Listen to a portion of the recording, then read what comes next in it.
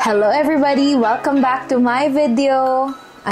Hello everybody! My name is Dee and welcome back to my channel! Hindi ko na maalala kung kailan ako last nag-upload. After how many months? Or year? Hindi, months lang. Since last na nag-upload ako ng video dito sa channel ko. And I think yung in-upload ko was about Paul Lash. But today is a different vlog. It's a story time. I like doing story time. Minsan gusto ko lang talagang mag-unload ng mga bagay-bagay na di ako nakaka-burden ng ibang tao. So, also today, meron din tayong i-unbox. So, hindi ko pa sure kung anong era yung papasukin ko. But definitely, and this is the start of the story, I'm leaving the corporate world. What? So, aalis na ako sa era na yon. And I think this time, it's for good. Honestly, wala akong backup plan. Hindi ko rin sure kung tama yung gagawin ko. So please, if you're watching me at nag-iisip ka rin, huwag niyo akong gayahin. I have another job kasi, kaya okay lang na umalis ako, I would say. But at the same time, I want to take advantage or take this opportunity, having more time to really focus on what I want, which is to build a business. So the business, I don't want to say it yet kasi honestly, wala pa din talaga akong idea dun sa gusto kong simulan. So, aaralin ko pa talaga siya from scratch, guys. So, ngayon, gusto ko lang talagang i-share sa inyo kung bakit ako napunta doon, kung bakit ako nag-decide na aalis na ako ng corporate world. But at the same time, I want to show you my new earbuds, headphones. Hindi ko po alam kung anong tawag sa kanya. But I got this. This is the Shokz, or Shokz? Ano bang tama? Shokz. This is the Shokz Open Fit and it looks like this. So, siguro for the last month na nagsuscroll ako sa TikTok, lahat ng nakikita ko, tumatakbo sila. And honestly, alam ko sa sarili ko na I'm not a good runner. I hate cardio. I don't like running. Kasi sumasakit yung pinakaganon ko sa legs. And yung heel ko, flat-footed ako. So, challenging for me makahanap ng shoes. By the way, if meron kayong marirecommend na shoes for flat-footed, please comment down below. I would love to know kasi ang mahal ng shoes. So, ang hirap mag-test, mag-trial and error. Ayun. Mahirap mag-trial and error kasi hindi siya mura. And I want something na talagang binavouch na rin ng ibang tao. I'm choosing between Hoka and Asics. Hindi ko sure pa kung alin doon. I have to test them. But, yeah. For now, wala muna tayo sa shoes. Dito muna tayo mag-focus sa aking Shokz Open Fit. So, I was dwelling between these or the Open Run Pro. Pero naisip ko lang na since this one kasi, hindi siya like bulky na, since yung Open Run, which if flash ko na lang siguro dito, yung Open Run kasi kung mapapansin nyo, isa siyang buong ganon.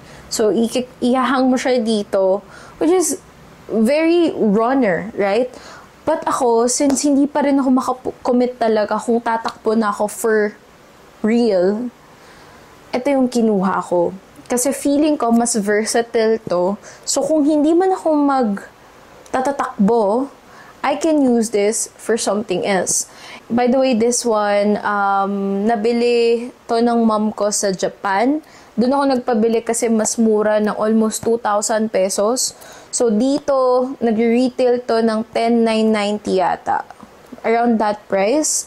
Pero nakuha niya to ng around 8,000 lang. Which, by the way, babayaran ko. So, super love nung color. Available siya in two colors, the black one and the beige one. And honestly, hindi ko alam kung smart move na kinuha ko yung beige, pero aesthetic siya. So, yun. So, let's open this. Yan, open na natin siya. Now, going back doon sa aking kwento.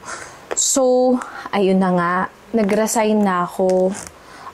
And last day ko tomorrow, which is May 29.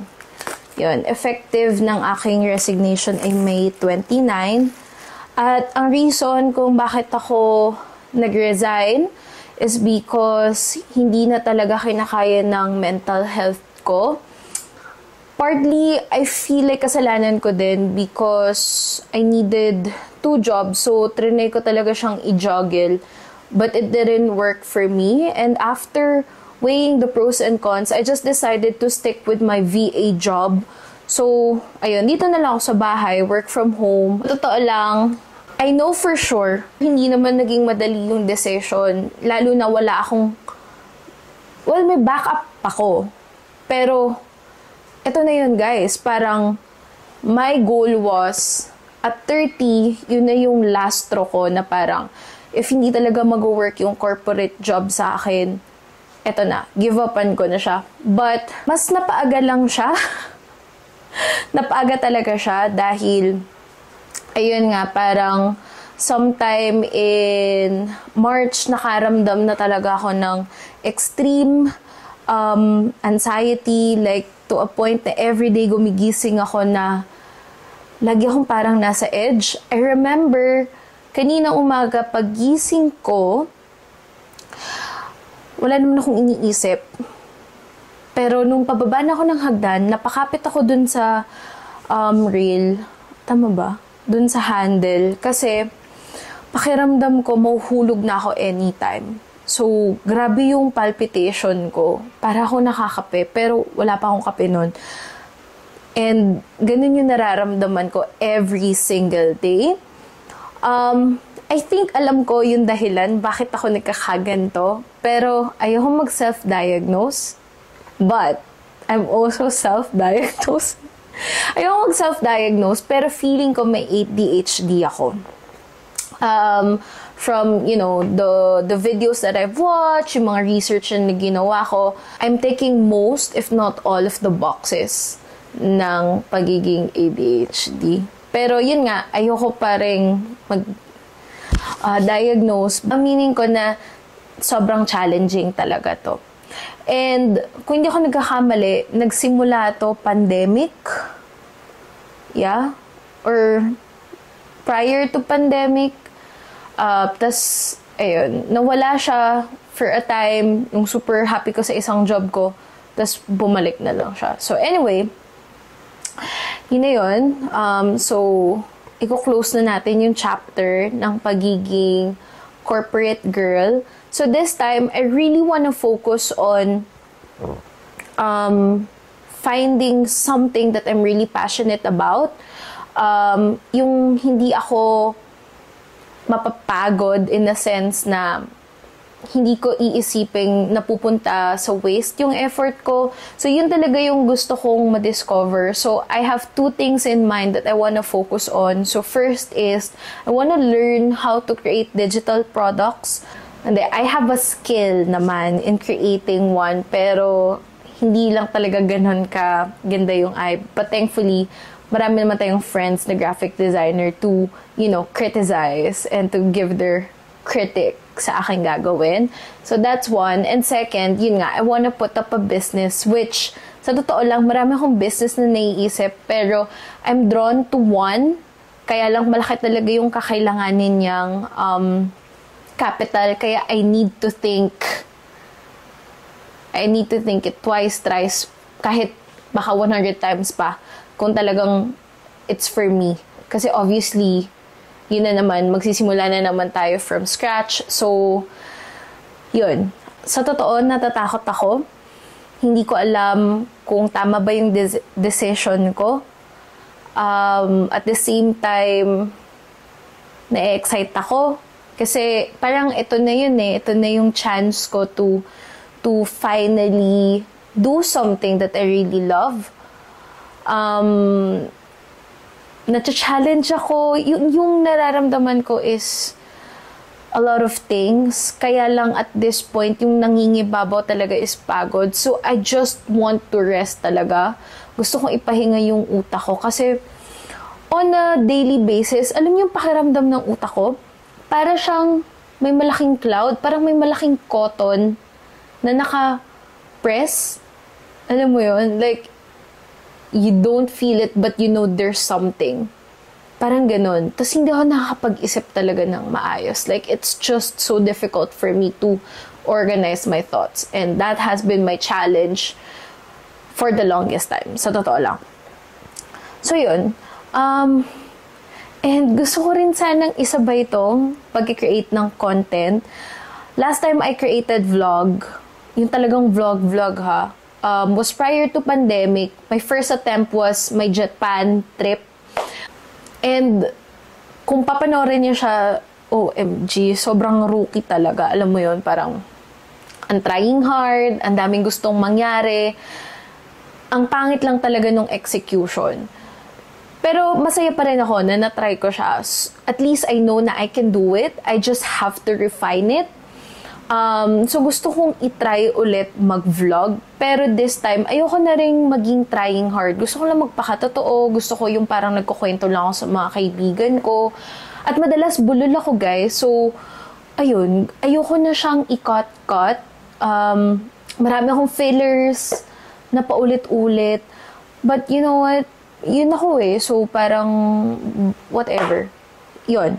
So, yun na nga yun.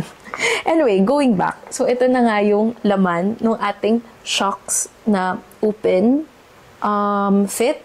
So, it's a bone.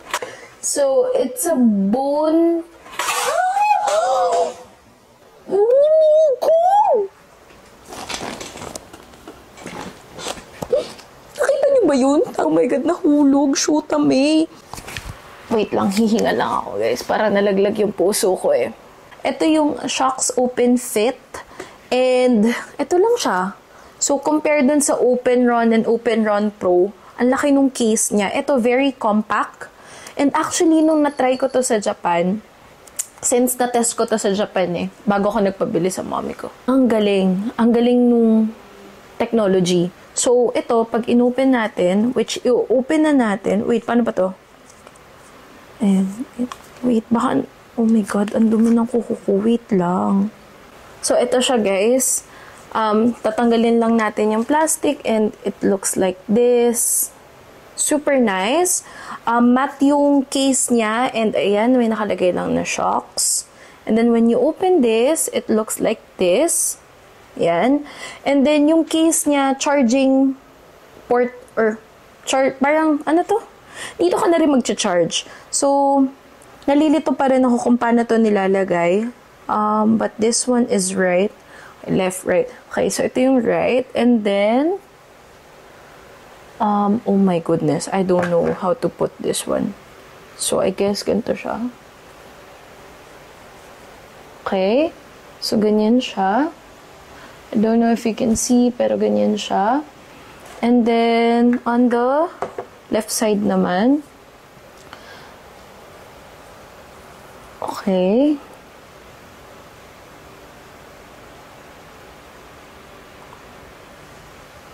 Okay. So, ang gusto kong i-test kung feeling ko ba malalaglag siya. Kasi syempre kung tumatakbo ka, gusto mo something na secure, diba? So, I guess kailangan mo ding medyo ipasok yan. And honestly, hindi mo siya mararamdaman. You can barely feel it. Syempre naninibago ako dahil first time kong gumamit ng ganitong klaseng earphones, but it's so light. And then, ayan, pag inopen nyo to, nandito na rin yung charger niya, which is a Type-C cable lang. And then, you also have the user guide. So, paano ba ito gamitin? Have to put it back first. Okay, as someone talaga na walang sense of... Okay, so kailangan mo daw to. And then, on your phone, open your Bluetooth. Makikita nyo na yung open fit. Oh my gosh, ang dami nakasulat. Makikita nyo na yung open fit by Shocks. So, click lang natin yan. Ayan, tapos naka-pair na siya. And then, lalagay ulit natin. Okay, wait. You have to chill. Open lang natin yung Spotify. Okay? Yung bass, super nice. And, alam nyo, ang perfect niya kapag gusto mong mag-concentrate kasi hindi ako makapagsalita. So, yung pakiramdam niya is para kang may earbuds, pero naririnig mo yung surrounding mo. Pero hindi masakit dito kasi nga nandito lang siya. So, bone conduction technology to, guys. So, nakapatong lang siya dyan. And then, basically, nakakapag-music ka at the same time naririnig mo yung surrounding mo. Which is great. Kung solo kang tumatakbo at alam mo yun, may mga sasakyan sa paligid mo, at least you're aware of your surrounding. Imamax ko siya. Hello? Pag naka-max na yung volume niya, halos hindi mo na rin marinig yung sarili mo nagsasalita. So, ang cool ng technology.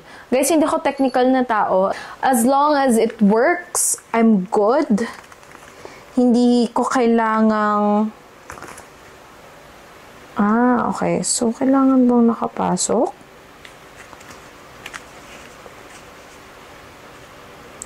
Ayan. So, ayan. Tama naman yung pagkakalagay ko. Ganyan siya.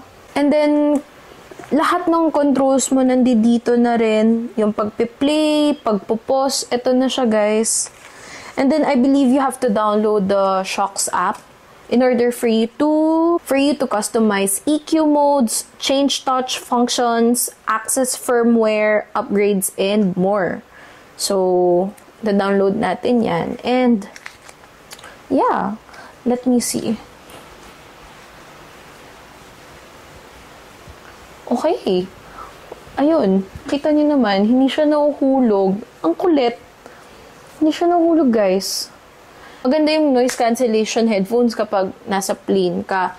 Pero kung magiging active girl ka, highly recommend this one. In the coming days, itatry ko siya. Hindi ko alam kung paano, hindi ko sure kung tatakbo ko, pero itatry natin siya. Ayun guys, yun lang yung update ko and wish me luck na sana makapag-upload ako consistently dito sa YouTube channel ko. This time, I want this to be my video diary. So, yun lang, malulubat na ako. So, kung na-enjoy niyo itong video na to at gusto niyo rin ako samahan sa journey ko, please do not forget to subscribe. And please, let's connect on my socials. I would love to get to know more people. So, yun lang. Maraming salamat ulit for watching. And I'll see you next time. Bye!